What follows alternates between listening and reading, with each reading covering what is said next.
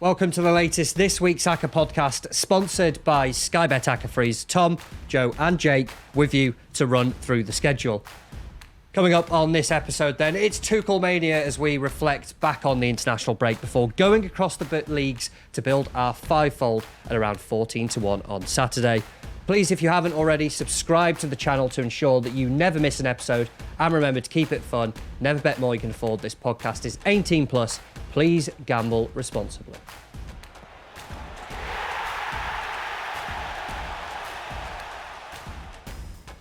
I was the only one of us that was actually on last week's episode, unfortunately, because it lost. So usually Jimmy's the comments and recap person. We'll split the duties this week. Last week's Acca, Grimsby won away at Salford, Wimbledon beat Carlisle, Gillingham lost at home to Accrington, Barrow lost at home to Morecambe. Judging by some of the comments, you can join in any of the conversation we have on the YouTube channel. George, the producer, puts out loads of questions and stuff like that on there. We always ask who should go in this week's Acca. Barrow, maybe probably the Gills as well. The Gills? Gills? Yeah, you got it. Yeah. Darren Lewis-Jones said a couple of other shouts for Barrow as well, even to Winter 0 against Morecambe. So I feel like it wasn't just our Acca that got let down by those two results. Anything else that's caught your eye? Light? I mean, the one that Jimmy probably would get really excited about is from Eric Dalton 7904, which just said, "Well, that went well. I'll get my picks elsewhere next time." Yes. So nice to see you, Eric, and see you in a few months, maybe. Like the faith. Yeah, exactly. And you just know, you'll be back. There'll be a fear of missing out somewhere along the line. George Murray 8126 says, "Don't even think the lads fancy this Acca. Also, the last time Tom and Jimmy were diametrically opposed, it was a draw, and I believe that was the MK Dons Port Vale game that you two were head-to-head about." Didn't Port Vale win that game? I think Port Vale won, yeah. But I don't know who pitched Port. I think Jimmy Gab desperately won. Gab. I also wanted MK Dons, but Gab's not here, so Gab wanted MK Dons. Right. I said I'll diplomatically take a draw or something on that one. Fair play on the Grimsby shout. Yeah, it's a big shout. Oh, because that was a really bold selection to put in a big price away win. So it's like I went to it last minute losses. That game. Did you? I went to it last minute. Yeah, my mate texted me on the Thursday saying You are a closet Grimsby fan, aren't you? You want to go to Salford? Yeah. Do I? So I got to watch the win in There's more to this story, Tom, though, isn't there? Is there? There's more to this story, yeah. I know I'm concerned about your short-term memory, but there's more to the Salford manager as well. Oh, yeah. I don't know if I should dob him in, really. I just Of course you should, just because you're in the same hotel as him. Saw about and about. Let's just leave it at that. Watching the England game. I indirectly watched the England game with Carl Robinson. What was he stopping? A pint thereof. Pint Guinness. Yeah, Good drinker. Pint Guinness. Very nice. Well done. I really imagine Carl Robinson as, because for some reason Tom's not divulging it, being exactly how Tom's described him, which is very loud on the phone constantly. Being loud on the phone, drinking his pint, where you're like, oh, this guy is just a bit much. It's busy life. Listening, Carl. Busy life being an EFL manager, of course. Yeah. Salford's ground is in the middle of fucking nowhere, by the way. What the hell is all that about? You can't walk. To be fair, just walk from Manchester, Victoria. So. Jesus. Yeah, How long did that take you? You tactically play it. You map out a route with pubs along the way. Oh, right. Nice. So a 3-hour walk became 20 in a way. Pub crawl. They've done so many of those episodes of the Class 92. I'm sure. Did they try at one point to move in with the rugby team in the AJ Bell Stadium for a bit? It would have been probably better. Yeah, I'm sure that was in one episode. But yeah, alas, they're still in that little ground in the middle of nowhere. We're back to full fixture list. Have we enjoyed the international break? I haven't watched anything of the international break. I apologise. The only game I did watch was the early League Two game last week. Chesterfield Notts County, which delivered Jimmy the Punt, who's not here, a 17-1 winner. Oh yes, well, in his column. And while we're talking profitable columns, because you don't like blowing your own trumpet, Tom, you also had an 11-1 winner, didn't you, in your column last week? Yeah, so now I'm gone from massively down from the season to quite a bit down. So it's a downgrade on that front. Comeback is on. It's all about momentum in this game. There is no momentum, I'm afraid. Just stop and start. Something quite big happened, didn't there? We've been expressly told by the production team in the booth next door that we're not allowed to talk about Thomas Tuchel becoming England manager, so we're definitely going to talk about Thomas Tuchel becoming England manager, which is the big thing happening in the international break, wasn't it? And honestly, it was all. I think universally we're all pretty excited about it. I think I'm very excited. And Tom especially, who's like Very excited. the German football aficionado in the office. Then I could imagine him just not being able to sit down with The excitement. negatives don't really apply to international football. There's no transfer policy to fall out over. You're not really seeing the board enough to fall out with them over. And in terms of one game tacticians, he's probably the best in the world at doing it. It's like, And he's going to have like 2 months to prepare for a game in Yeah. terms of qualifying. Then obviously pre-tournament be a bit yeah. different. And I do also like the fact that Lee Carsley probably knew that he hadn't got the job as it transpired when England played Greece, and that's why he just went, nah, 5 attackers, let's see what happens and just have a great time. Do you know these bits that you're talking about anyway, the negatives, then even if it goes bad, it sounds like it'll be quite fun. If it does anyway, it's like falling out with people and stuff like that, which is not boring, is it? I mean, Bayern Munich are like Man United, kind of on crack in terms of the, Soap opera, entertainment yeah. soap opera value. You just get it 10 times more at Bayern Munich. And that the fallout from that was entertaining. And this is now the national team of this country. Yeah. So it's going to be entertaining if it does. It's either that or we win the World Cup. So there is no negative to this move. My big question is, will Eric Dyer be back in the England? I hope so. Back 3 with Eric Dyer. Tuchel obviously He signed. deserves unlimited caps for crunching Sergio Ramos that time. And got given a yellow card for it. It was Disgrace. absolutely perfect tackle. Utter woke nonsense. Moving it on to club stuff. Yes. And the other nice little side part is that he's not going to be Man United manager, so we get to just watch Eric Ten Hag struggle along Suffer, for yeah. a little bit longer as well. But no Premier League picks from me this weekend. So you're not having Man United at 4-6 against Brentford? Oh my goodness, yeah. That's a nice starting point, actually, because I looked at this game, and I don't know if it's the traditionalist of Man United are at home, but it did jump out a little bit, as disastrous as they've been. They've actually drifted a bit as well. 7-10 now. Yeah. I don't hate it. I will say, I never thought I'd really say this about Eric Ten Hag's Manchester United. I don't hate that price. No, I do. What would you say if you learn that Johnny Evans will probably be playing left back in this? Yeah, excited. Exactly. Or What's the excitement. price on Brentford to score in the first minute? Oh no, well now it was minute 40 or something, wasn't it? The last game. So No, what? it was 2. Nathan Collins scored after 2. Yeah, but they scored inside the first minute 2 games in a row, and then they scored like minute 40, didn't they? Wolves- Oh, so you mean previous? Wolves Yeah, managed yeah. to not keep them, didn't they? Yeah, Wolves, yeah. Because So- that Wolves fan tweeted, yes, we've done it. We managed to keep them out in the first minute, and then they've conceded That's the the second angle. minute. There's yeah. no way Man United are going to stop them scoring. Well, I'm glad you should say that because Brentford are about 9-5 to score the first goal, Are they? which I think is a big price. Yeah. Do a goal in the first 10 minutes, just keep riding the wave. Oh, you There can, is- yeah, you can do that, can't you? In some books, yeah. Danish Iqbal did on site to plug a site article, did a tactical breakdown of what's actually behind their fast starts. If you're curious, it's quite a good read of just what they do, and it's basically the old school. Just get it forward as quickly as you can, and just put loads of bodies around it, and everyone's Yeah. going, we don't know how to deal with this because everyone now passes the ball around. Well, Brentford are one of those clubs like Brighton that because they're lower budget generally, they have to find different ways to get edges. And clearly, they've looked at this. They had one of the first teams to have a set piece coach like from corners and throw-ins and stuff. They're clearly treating this like a set piece. You get this. You get the centre spot and kick off and just launch the ball forward in certain like formations and cause havoc.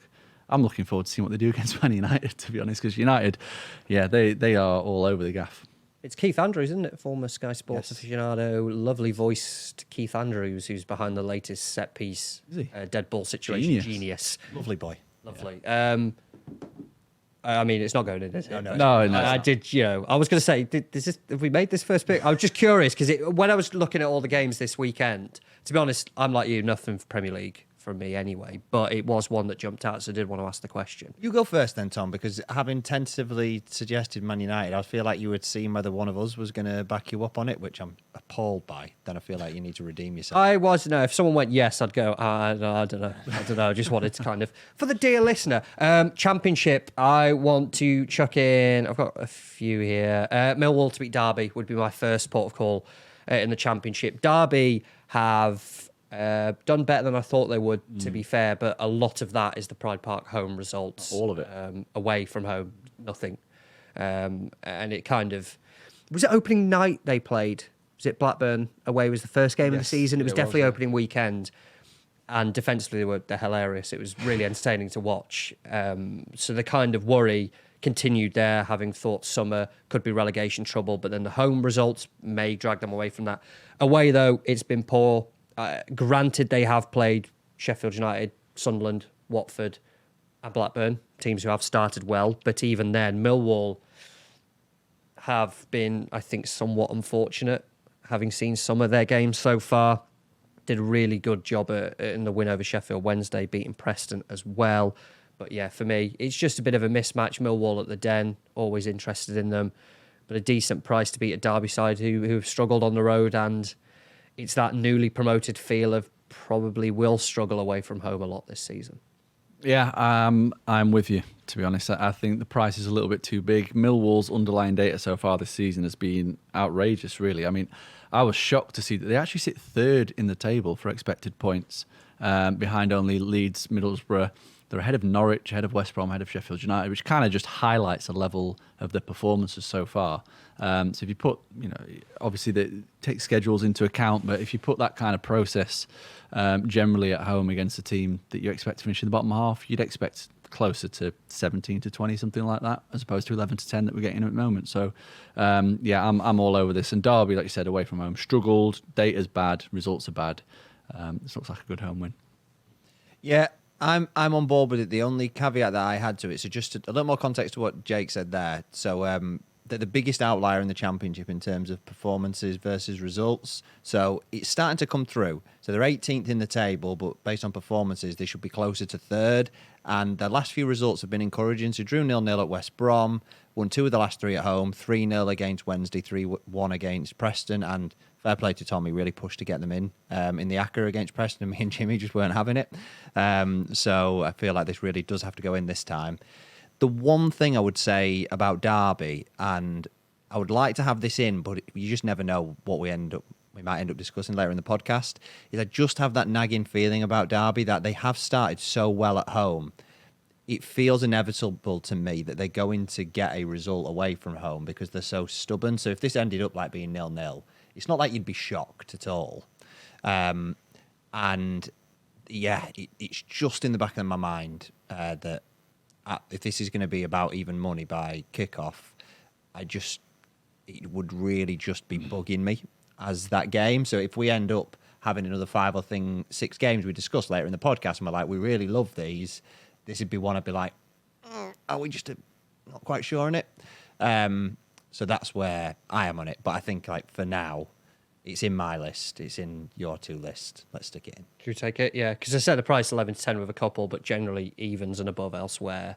One of those you'd expect it. It probably will kick off at odds on and a decent bit of that as well. Sold?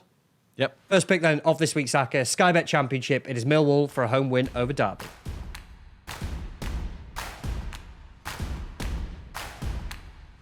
I'm going to chuck back to the comments bit, sorry, because I forgot to ask this earlier, and it feels a nice way to kind of get back into this section, because Joey said about, if it's 5 or 6 and we go back to it.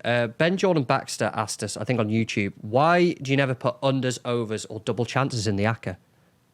I don't want to answer that, so one of you two can. I don't like unders betting. Unders betting is not shrewd fun, one, is it? but nah. It's unders is the value, always is, always will be. But it's a hard watch. It's a lot more fun to cheer on goals on a Saturday, cheer on a team as opposed to cheering on not a lot of action. The double chance is interesting. Double chances must be a price point, surely, in terms of you'd have to put more teams in, or you'd be taking Big outsiders. Decent outsider to get something. They take a lot of margin relative to chance prices a lot of the time as well. There's very often not a lot there, but generally, then last season we did have a few Accas that were both teams to score, a few that were overs, but it's just from testing out a lot of the time, and mainly we just stick to one thing and going with a simple result Acca. It's easier to follow, more fun as a thing to do on a Saturday. Yeah, of course, we meet on a Thursday to try build a winning Acca, but mainly we want it to be something fun for people to put a bit of money on a Saturday and then be able to follow the results. And if you're mixing in the both teams to score, 1 win, 1 unders, it's a less easy to do so, less fun. and tricky. If someone like came in and had a brilliant both teams to score shout, it might be a little bit different. But generally, then we just try to stick to one thing. It's not to say that halfway through the season we might not switch to both teams to score one if it's a short slate, but generally we just try to stick to the 1x2. Who wants to go next then? We've got Millwall to beat Derby as the first 1x2 of the day. Yeah. Who'd like to pick it I'm up? going to go. I want to go quite rogue here. Joe spoke first, but So- this has put me off. Rogue. I think you're going to like it, actually. So I actually going to throw in two at once, both in the National League, and Go down there. it's done pretty well for us this season. I haven't got the stats to hand. I probably ought to have in terms of the league that's done best for us. I know last year we didn't really dip into the National League that much, but League Two was our happiest hunting ground for the Acca. But York 4-9 at home to beat Ebbsfleet. So York third, unbeaten in 8, lost only once all season, 1-4 drawn, 1 lost, 1 at home. The draws that they've had all season, not worried because it's 4 from 7 away. Ebbsfleet at bottom, lost 9 of 13, conceded 27, only got 1 point away from home, and it's 4-9. You go any other league, you're just not getting that price at all. Sent over list of prices to Lewis Tomlinson, who's our National League expert. He drew a line through a few, but not through this one. I mean, to be fair, for what it's worth, you could have just said York at home and I would have been on board straight away. At home, yeah. I sent him over to Jimmy as well yesterday, and he was like, you just want to be checking on the team news. There's nothing that I could wait until this morning, nothing I can see for York or Forest Green, who are the other one. So Forest Green, 4-7 to beat Braintree. So Forest Green are second. Their only defeats this season have been away from home, and it's to Barnet, who are top, and Oldham, who've got loads of money, both 1-0. And we had them in a few weeks ago. They went 2-0 up against Wilston, and then they conceded a last-minute equaliser. That's the only game they haven't won at home this season. Braintree, 20th in the league, 2 points from 6 away games, so 4 defeats and 2 draws. And they have lost to Oldham, Barnet, York and Rochdale, who are all the other sides in the top 6, along with Forest Green. And again, 4-7, you're just not getting that price in any division in the Football League. And I feel like we back those prices will get smashed in by kickoff. But the reason why they've been successful for us so far this season is because they're not heavily backed like teams are in the EFL. And I just couldn't see anywhere else in the top 4 divisions where you were going to get these prices on teams that were a big mismatch. Yeah, I remember you mentioned Lewis there actually the other week. I was in the pub with him and we were just putting a little Tuesday bet on, and I just went to him, Halifax, Sports Halifax. Went away, Braintree, they're shite. We'll just put them in, didn't give it a thought. Braintree scored in the 93rd minute, won the game. But apart from that, I like both of them for complete full clarity. Yeah, I'm on board with both of these. And to be honest, given the prices, if we were putting one in, we may as well put them both in, I'd say, just on the kind of price play there. Don't know if you've got any data or thoughts or anything on these two. No, data is quite hard to come by for the National League at this moment in time. Why But they get the prices wrong, it isn't it? is why they get the prices wrong, because as well as the punters not having that data, the bookies also don't. So you do get this value. I'm happy to put both in. I definitely had Forest Green down on my list. York, I was a little bit about the price, but as you said, you're not really getting anywhere else. Trying to think what a good comparison would be. It'd be like a Leeds at home to like Oxford, somebody like that, or Oxford are decent, Cardiff. Yeah. Cardiff. I like Oxford. Yeah. Leeds at home to Cardiff, maybe you get maybe 1-3, something like that. So yeah, get them both in. Yeah, I'm happy with that. I think they're, as I say, there because of the prices, we'll take both. Build a 5-fold for the week by the looks of it, unless someone's got something mad to say in the next section. Maybe. Well, We'll know. see. There you go. Second and third pick then of this week's Acca comes from the National League. It is Forest Green to beat Braintree, and we've got York City to beat Ebbsfleet.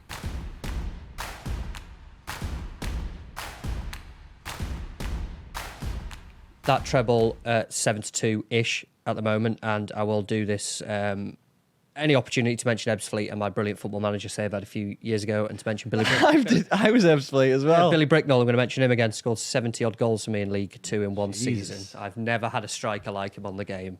What was Hope he's their well. name before? What was the name before? I don't know. There were 2 clubs that came together, and then they changed their name. Fleetwood. I remember.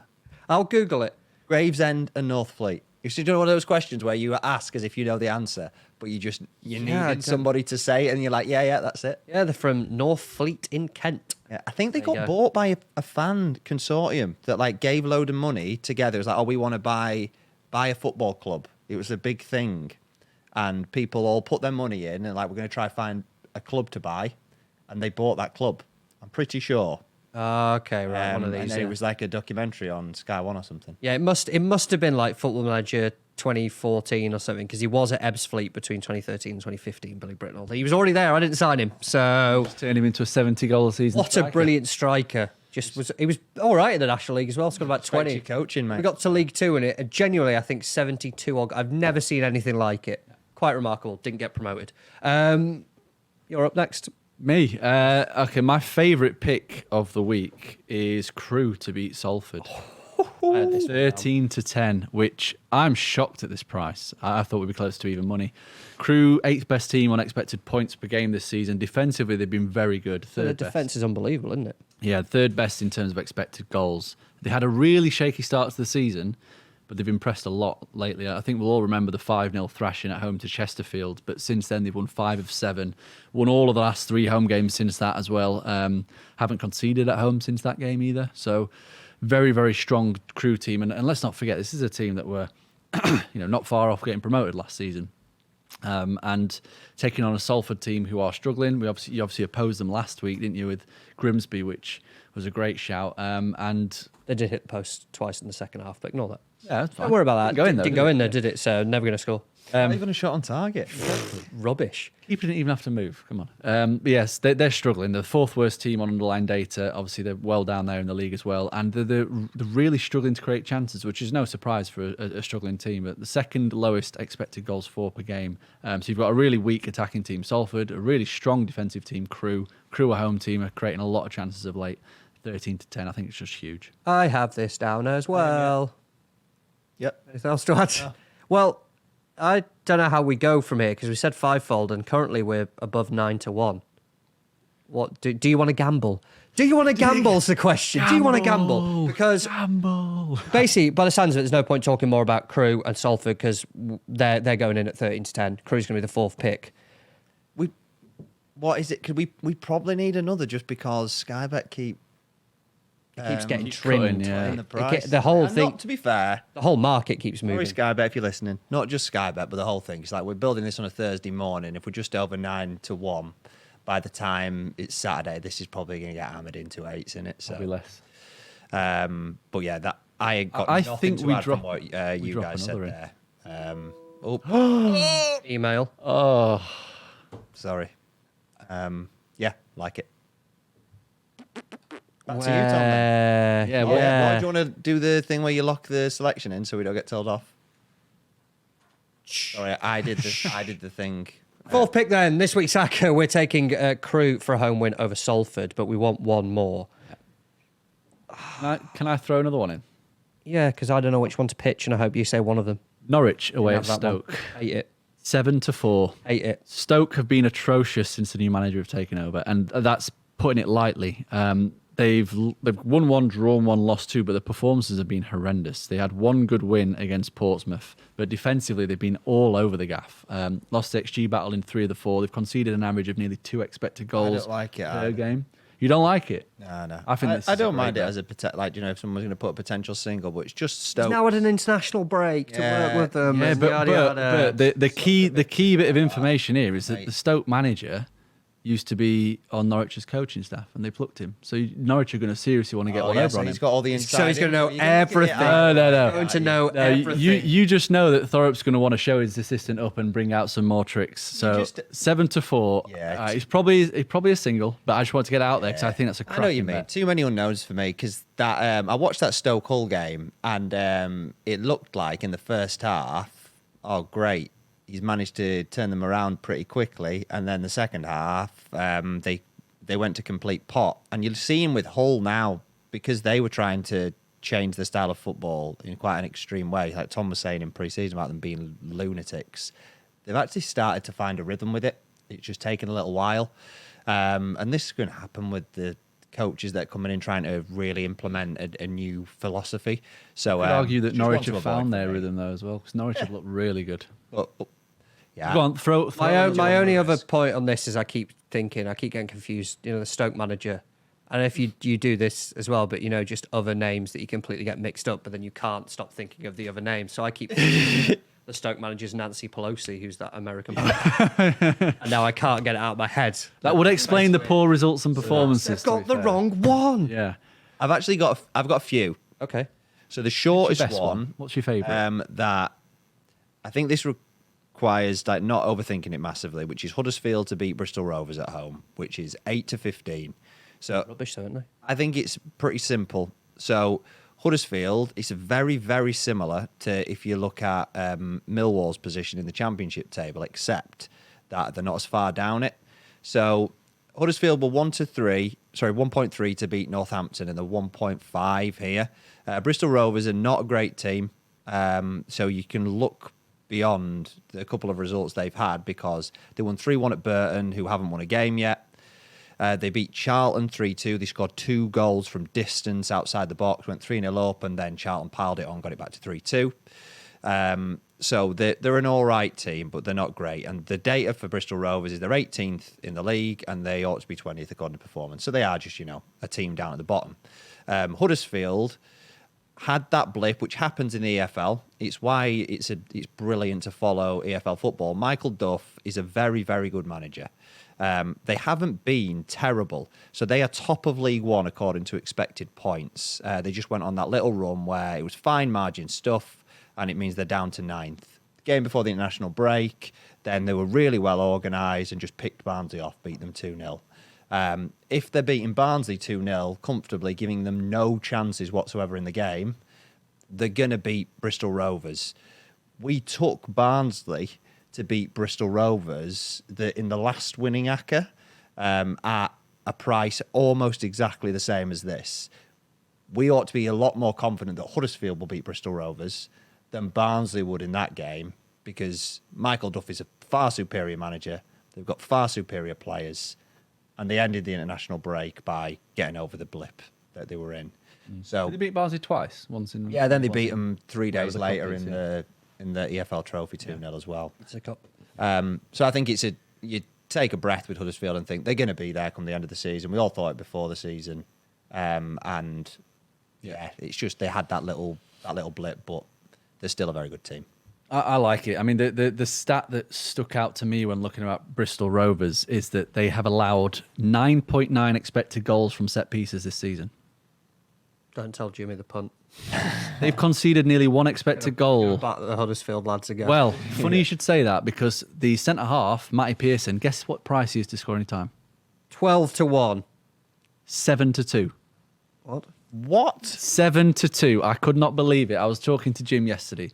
7-2 to score any time with Sky, which is outrageous for a Take centre pens half. or something. Have I missed him taking I have pens? no idea. The Dutch centre half, I forgot his name. Pascal Strike, he takes pens for Leeds. Lonwick at Huddersfield. He's 18-1 on Sky. He'd be my pick at the prices. But yeah, Huddersfield are really good from set pieces as well. 3rd most expected goals. So you've got that little small battle in your favour, taking a very superior Huddersfield team. So yeah, I'm all over this. But I just couldn't believe Bristol Rovers conceded nearly 1 XG per game from set pieces. Outrageous. That is bad. I think we've settled on that one. I'll check the other two I were going to mention. Were, depending where you are in the country. Colchester beat Cheltenham. Yeah, you're not hot on Cheltenham since the start of the season, are you? Push away, like the Cowleys at Colchester. Mansfield to beat Stevenage. I had that on initially, and I drew a line through it. Tell you what I put. Don't like Mansfield fortunate this season. Stevenage are good. All 3 results in play. Away win would They not beat be Steve surprised. Bruce's Blackpool last time, though, and anyone who beats Steve Bruce's Blackpool at the moment's worth consideration. I think that'd be a really tight contest. Or a good single, do you think? Stevenage are decent. Do you think it would make a good single? Maybe. Personally, I'd avoid it. No worries. It's in my weekend tipping column if you wanted to go check that out, by the way. That's well worth investigating. But it seems we've settled on our fivefold then, by the sounds of it. And I'm going to have to do this thing where I've built it in the order we've talked about, but I want to go through it in league order. So I'm going to try and not mess this up. First pick then, we've got Millwall to beat Derby. And then in League 1, it's Huddersfield to beat Bristol Rovers. From League 2, Crewe to beat Salford. And then in the National League, it's all home teams as well. Well done, everyone. It is Forest Green to beat Braintree and York City to beat Ebbsfleet. Best odds currently around 14.5 to 1. Ooh. Yeah, Nice. we like it. Remember to keep it fun. Never bet more you can afford. Please gamble responsibly. Make sure you get in touch with us on social media. Search Sporting Life Football. You'll be able to find us that way. Or on the YouTube comments, on the YouTube community posts and stuff like that as well. Let us know what you think of our picks, who you'd have in the Acca as well. And head over to sportinglife.com/football at midday on Friday. Be able to find the link to back that fivefold at an enhanced price. And if you haven't already, please follow and rate us on Apple Podcasts. I was going Remember to say, again. don't forget iTunes. Remembered again. I didn't realise iTunes hadn't existed for a long, long time. Apple Podcasts, Spotify, or your chosen podcast provider. We'll be back next week.